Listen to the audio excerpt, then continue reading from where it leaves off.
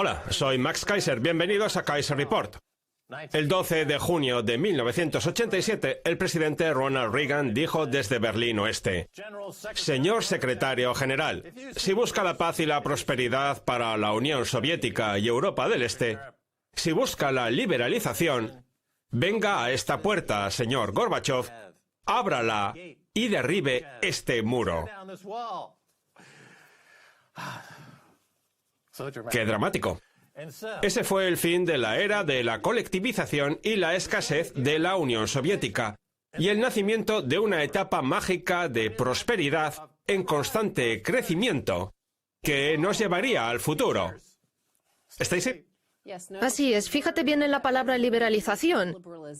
Pues bien, tras 30 o 40 años de liberalización sin límites por todo el mundo, nos llega este titular.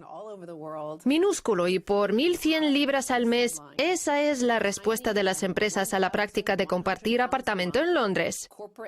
The Collective, un nuevo bloque de viviendas con capacidad para 550 personas situado en Old Oak y definido como una nueva manera de vivir en Londres, es la respuesta de las empresas al dilema al que se enfrentan los trabajadores recién llegados a la capital británica que buscan un apartamento y alguien con quien compartir gastos. El edificio que acoge a su primer ocupante este lunes se ha vendido ante el público como un lugar de residencia en el que los inquilinos podrán disfrutar de una vida sencilla y colectiva similar a la que llevan los estudiantes en las residencias, solo que en este caso va destinado a profesionales que están empezando sus carreras.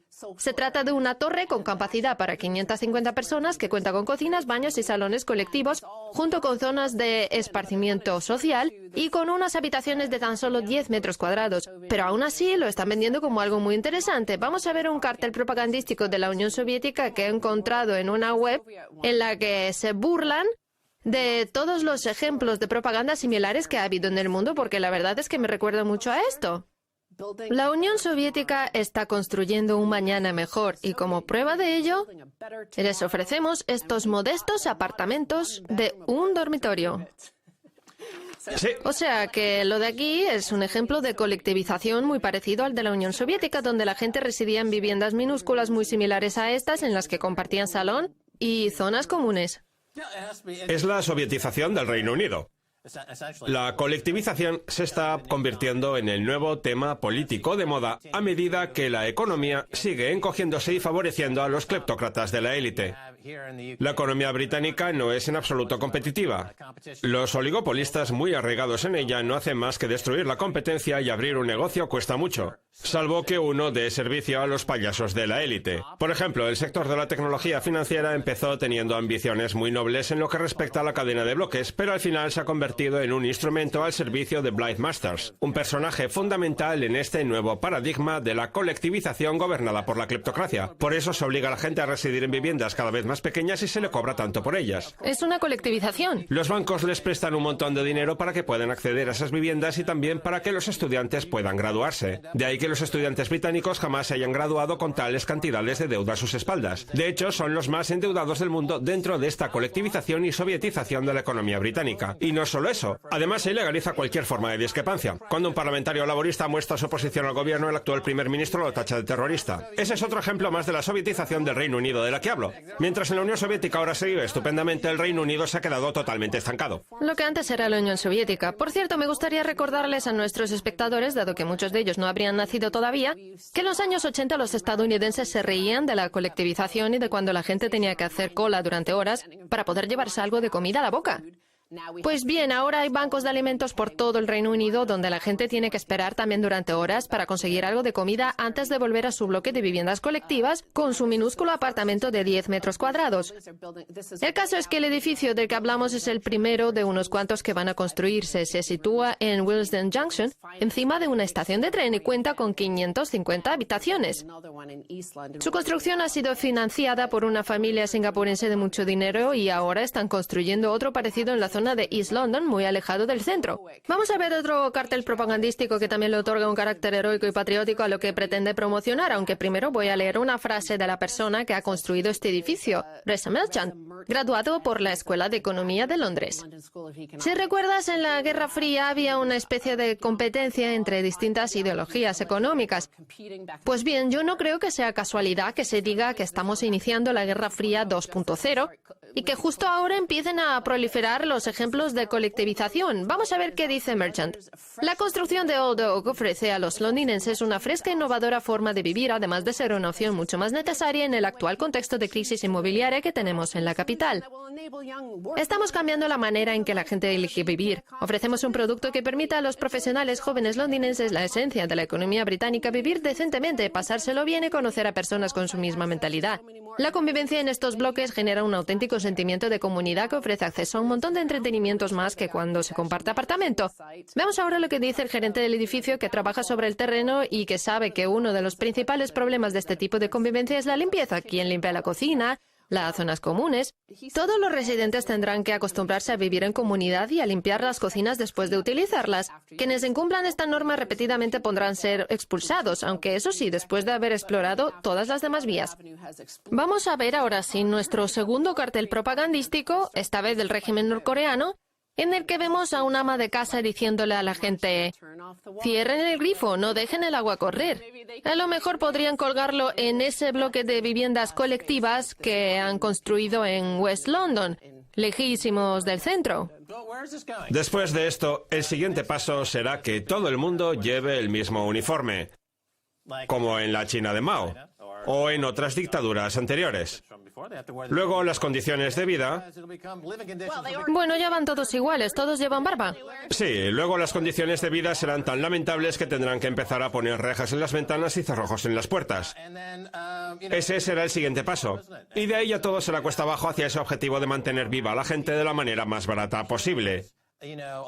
Al final, se acabará popularizando la esclavitud para competir con la mano de obra esclava de China.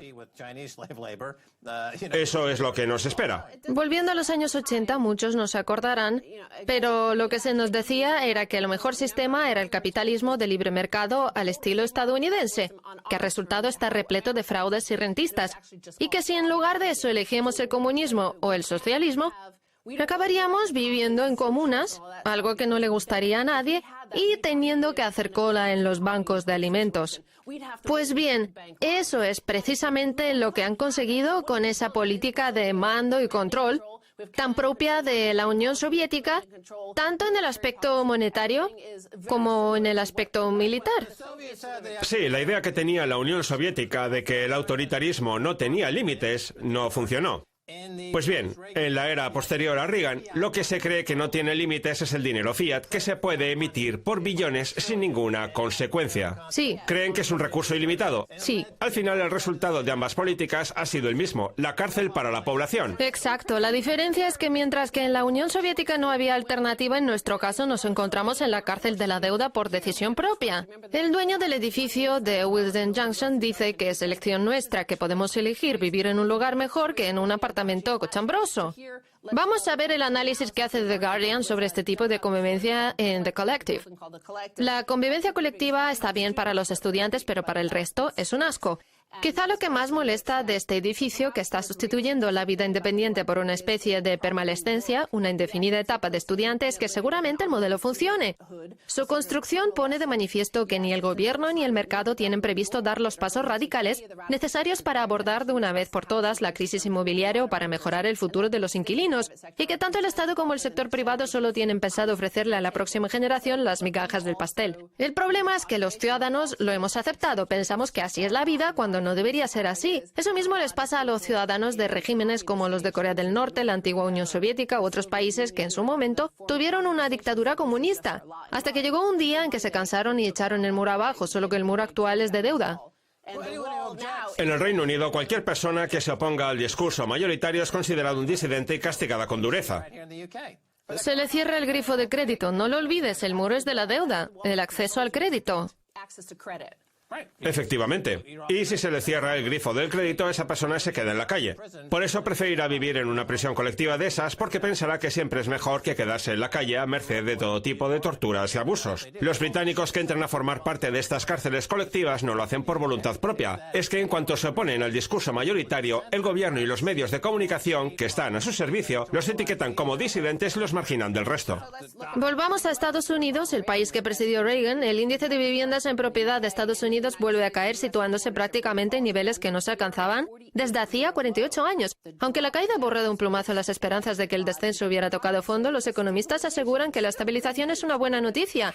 De nuevo tenemos ese toque patriótico que debe tener todo buen mensaje propagandístico. Es una buena noticia, aunque sea un desastre.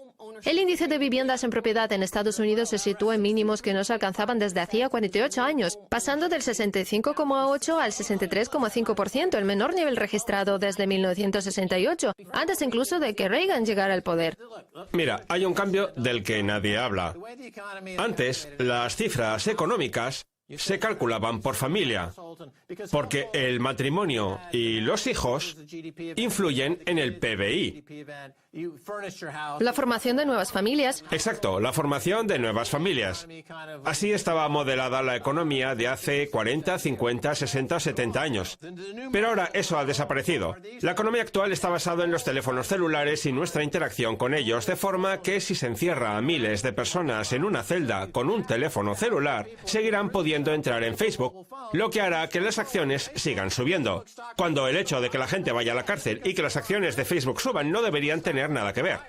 Vamos a seguir viendo toda esa propaganda optimista que publican los medios. Las continuas caídas en el índice de viviendas en propiedad reflejan en parte el incremento de familias que viven de alquiler. En el primer trimestre del año se han formado en torno a 363.000 familias más que viven de alquiler respecto al año pasado, casi el doble de las nuevas familias con una casa en propiedad. Eso en lo que respecta a la formación de nuevas familias. Recuerda que antes he dicho que el muro que se ha de derribar es el del crédito o el de la deuda. Parece que factores como el aumento del precio de la vivienda, los préstamos estudiantiles y que la gente se case y tenga hijos más tarde, la incertidumbre sobre si comprar una casa puede ser una buena inversión, está llevando a las familias más jóvenes a inclinarse por el alquiler en lugar de por la compra. Mira, llegará un punto en que hasta los presos del corredor de la muerte que están a punto de ser gaseados vayan camino de la sala de ejecución actualizando su perfil de Facebook. Hay 1.000 millones de personas en el mundo que actualizan cada día su perfil de Facebook. Ese es el parámetro que hay que tener en cuenta a la hora de analizar la economía mundial, no la formación de nuevas familias. No hay nadie que se ponga a formar una familia por voluntad propia porque sale carísimo. Prefieren vivir colectivamente. Colectivamente, ya sí. sea en el sótano de sus padres, en la buhardilla de sus abuelos. Mientras tengan tiempo para actualizar su perfil de Facebook. El gobierno británico me está masacrando. Voy a actualizar mi perfil. Tenemos que pasar a la segunda parte. Pásatelo bien con el ahijado de Trotsky, el doctor Michael Hudson. Efectivamente, el doctor Michael Hudson o el ahijado de Trotsky. Estoy deseando empezar ya, no se vayan.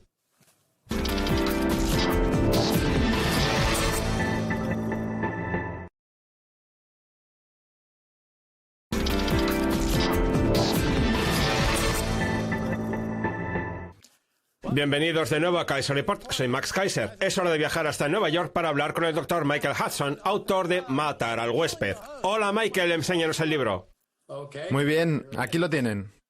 Eso es, esto ya es un clásico instantáneo. Michael Hudson es quien mejor conoce la historia y la aplicación de cualquier teoría económica que haya existido jamás. Lo afirmó categóricamente. En su momento también fue responsable de la balanza de pagos del Chase Manhattan Bank, precisamente en la época en la que empezaban a crearse todos los paraísos fiscales que tenemos ahora. Un asunto del que me gustaría hablar hoy con usted. Los medios occidentales asistieron horrorizados a la filtración de los papeles de Panamá. Los lectores reaccionaron enfurecidos y los gobiernos prometieron hacer algo al respecto. Háblenos de Panamá. ¿Cuándo se creó y con qué propósito? Panamá se creó por iniciativa de los sectores del petróleo y la minería, y actualmente es el país que más banderas de conveniencia ofrece. Una bandera de conveniencia significa que una empresa se domicilia en un país concreto para llevarse a él los beneficios que genera por todo el mundo, algo que ya se hacía en los años 20. Panamá no es un país como tal. De hecho, no tiene divisa propia. Utiliza el dólar estadounidense. Un país de verdad tiene un gobierno de verdad, una divisa de verdad y un sistema de impuestos sobre la renta de verdad. Algo de lo que Panamá carece, al igual que Liberia. Cuando yo trabajaba en la balanza de pagos del sector petrolífero, en 1975, le pregunté a Standard Oil, ¿dónde declaran ustedes sus beneficios? Porque yo no lo encuentro. ¿Los declaran en los países donde producen el petróleo o en los que lo distribuyen a través de las refinerías y las gasolineras? Pues bien, el tesorero, que era el que me guiaba en todo el proceso, me dijo, ¿que dónde declaramos los beneficios? Eso lo decidimos aquí mismo, en mi despacho de Nueva York. Y yo le contesté, pero si no los declaran ni en los países donde producen, ni en los países donde distribuyen, ¿dónde los declaran entonces? Y él me respondió, en los países de expedición a nivel internacional. Entonces yo le dije, mire, he mirado las estadísticas sobre las ganancias que figuran en la balanza de pagos y he encontrado varias regiones, Europa, Latinoamérica, Asia, pero los beneficios no se declaran en ninguna de ellas. Y él me contestó, seguramente no haya reparado en la última columna. Si se fija, verá que en la última región pone internacional. Pues bien, esa región internacional resultó estar compuesta por países como Panamá o Liberia, que en absoluto podían considerarse internacionales, sino más bien parte de la economía estadounidense. Y el tesorero añadió, mire, nosotros compramos el petróleo baratísimo de lugares como Medio Oriente. Fíjese hasta qué punto lo compramos barato, que los países en cuestión tampoco reciben demasiado dinero. Lo que hacemos es aplicar un margen de ganancias enorme a las empresas que alquilan los buques. Las consideramos filiales, pero son empresas externas. Y estas se lo repercuten a las refinerías de Europa y Estados Unidos, que no sacan ningún beneficio. Por tanto, la inversión del sector petrolífero no paga impuestos sobre la renta ni a los productores ni a los distribuidores. Todos esos beneficios se trasladan a paraísos fiscales como Panamá o Liberia. Algo parecido está pasando ahora con Apple, que paga sus impuestos en un país con una baja presión fiscal, como es Irlanda, y en otros paraísos fiscales. Por tanto, eso de que la inversión de capital que se hace en Estados Unidos y Europa no genera rentabilidad alguna es una falacia que utilizan para ayudar a sus filiales encargadas de la expedición y de las ventas. Y ahora otros sectores empiezan a imitar esta práctica de la industria petrolífera de declarar sus ingresos en países sin apenas presión fiscal. Así es como las grandes empresas del mundo consiguen no tener que pagar impuestos. De acuerdo. Lo que acaba de contar usted es un blanqueo de los beneficios, que no es lo mismo que un blanqueo de dinero. ¿Puede explicarnos con detalle en qué consiste la diferencia? Cuando se blanquea dinero, el propósito principal es tratar de ocultar su procedencia. Los dictadores africanos, los cleptócratas, los defraudadores estadounidenses y en general ese tipo de gente pretenden hacer ver como que el dinero en realidad no es suyo. Evidentemente, si un cartel de la droga de Colombia o de Honduras metiera su dinero en un banco estadounidense a nombre del cartel de narcotraficantes, pues evidentemente lo descubrirían y les quitarían el dinero.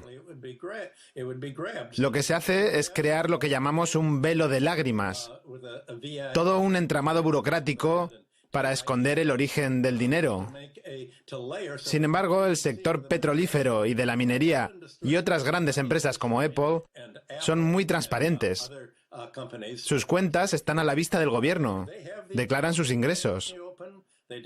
Se limitan simple y llanamente a no pagar impuestos. Su objetivo no es ocultar la titularidad de esas cuentas, sino simplemente evadir impuestos y blanquear sus ganancias para que parezca que todas se obtienen en Panamá, cuando no es así. Solo pasan por Panamá para posteriormente volver a las cuentas de los bancos estadounidenses a nombre de una serie de filiales que también son estadounidenses, pero que están domiciliadas en países como Panamá o Liberia. Al final, el dinero nunca acaba saliendo de Estados Unidos. Parece haber un influjo de dólares e inversión extranjera en la balanza de pagos, cuando en realidad todo el dinero permanece en Estados Unidos. ¿Qué le parece El velo de lágrimas como título para su próximo libro? Suena muy bien. Hasta podría hacerse un musical en Broadway con ese nombre. Bien, Michael, tengo otra pregunta para usted. ¿La información que aparece filtrada en los papeles de Panamá podría haberse deducido analizando las cuentas de los distintos países? Si se hubieran analizado las cuentas de las balanzas de pagos, sí. El Boletín del Tesoro estadounidense o el de la Reserva Federal, que contienen información sobre los pasivos de las filiales estadounidenses en el extranjero, permiten calcular cuánto dinero procede de las filiales de Estados Unidos domiciliadas en Panamá, las Indias Occidentales Británicas, Liberia, etc. Hay unos 7 grandes centros bancarios.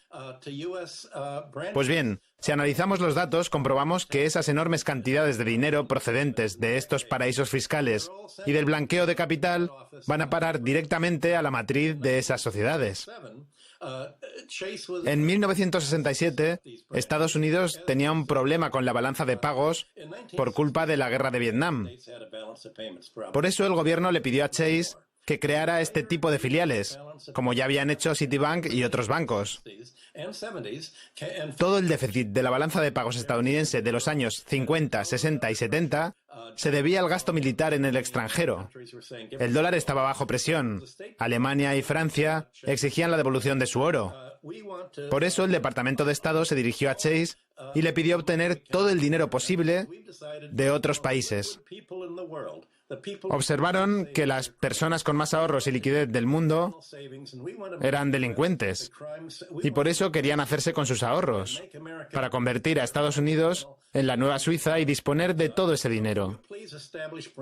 Por eso nos pidieron crear filiales allí, para que los traficantes de droga colombianos, latinoamericanos y caribeños pudieran meter su dinero en ellas y luego enviarlo a la sociedad matriz, porque si no el dinero iría a parar a Suiza y a Europa, lo cual se traduciría en una subida del franco suizo y del resto de divisas europeas frente al dólar.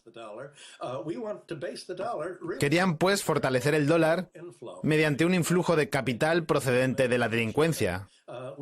Así que nos pidieron que calculáramos cuánto dinero del que en ese momento iba a parar a Suiza, el Reino Unido y el resto de Europa podía ir a parar a Estados Unidos. Ese fue mi trabajo durante algún tiempo, calcular cómo convertir a Estados Unidos en un centro neurálgico del dinero procedente de la delincuencia. Por aquel entonces el Congreso practicaba una retención sobre la inversión extranjera en bonos del Tesoro del 15%. Pues bien, llegó un punto en que el Congreso dijo, no se puede pedir a los delincuentes que paguen impuestos, porque en ese caso se llevarán el dinero a otro sitio. Por eso derogó esa retención del 15% aplicada a los ingresos derivados de los bonos del Tesoro, para que los delincuentes invirtieran en ellos, dado que se trata de la inversión más segura de todas. De acuerdo. Me gustaría insistir en una cosa que ha mencionado antes. Lo que han destapado los papeles de Panamá sobre los paraísos fiscales es lo mismo que hace Apple en Irlanda. ¿No es así? Sí, eso sí. Entonces, dígame. Irlanda aplica un impuesto de sociedades del 15%, mientras que Panamá directamente no lo aplica. Y en Irlanda la titularidad de las cuentas no es secreta, cosa que no sucede en Panamá, donde el dinero al final acaba en empresas domiciliadas en distintas partes de Estados Unidos como Nevada y Delaware, después de haber pasado por las Islas Caimán, por Riga, en Letonia, uno de los principales centros por los que fluye el dinero postsoviético. El dinero pasa por muchos sitios antes de acabar en Delaware o Nevada, y después en los bancos de Nueva York. Bien, vamos a pasar a otro asunto. Hace poco Arabia Saudita amenazó con vender 750.000 millones de dólares en activos estadounidenses. ¿Debería Estados Unidos hacer público el contenido del informe secreto de 28 páginas sobre los atentados del 11 de septiembre? ¿Qué consecuencias acarrearía esa decisión, Dr. Hudson? En 1975, Herman Kahn y yo fuimos a la Casa Blanca para hablar del papel del petróleo en la balanza de pagos. Pues bien, el secretario de Estado del Tesoro nos contó que tras la guerra del petróleo les habían dicho a Arabia Saudita y a otros países de la región que podían subir el precio todo lo que quisieran. Recordemos que cuando Estados Unidos cuadriplicó el precio del grano, la OPEP respondió haciendo lo propio con el precio del petróleo, lo cual molestó bastante a Estados Unidos. Pues bien, ahora les decían que podían subir el precio todo lo que quisieran, porque cuanto más alto fuera el precio, más beneficios obtendrían las empresas petroleras estadounidenses. Eso sí, el dinero que se obtendría como consecuencia de esa subida del precio tendría que reciclarse en Estados Unidos, en el mercado bursátil, el de deuda o el inmobiliario. De lo contrario, se consideraría un acto de guerra que desencadenaría una invasión por parte de Estados Unidos y un cambio de régimen. Por eso, desde 1975 hasta hoy, Estados Unidos siempre ha tenido su brazo militar extendido por Arabia Saudita. Así pues, si verdaderamente Arabia Saudita quisiera vender 750.000 millones de dólares en bonos del Tesoro estadounidense, ¿qué haría con ellos? ¿A qué divisa se trasladarían? Estados Unidos lo consideraría un acto de guerra. Y tenga por seguro que los sauditas y los wahabistas acabarían sufriendo un cambio de régimen, con una expansión de la democracia entre los trabajadores palestinos que conforman la mayor parte de la mano de obra del país. De acuerdo, nos quedan unos 30 segundos. Voy a pedirle que vuelva a enseñar su libro, Matar al huésped, que defiende un argumento con el que yo, desde luego, coincido. Que el sector financiero es un parásito tan avaricioso y corrupto para la economía que está matando al huésped. ¿No es así? Sí, ya lo hablamos la última vez que estuvo usted en Nueva York.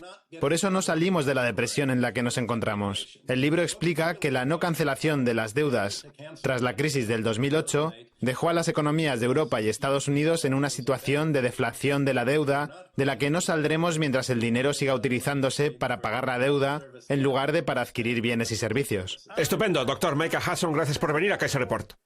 Siempre es un placer, Max.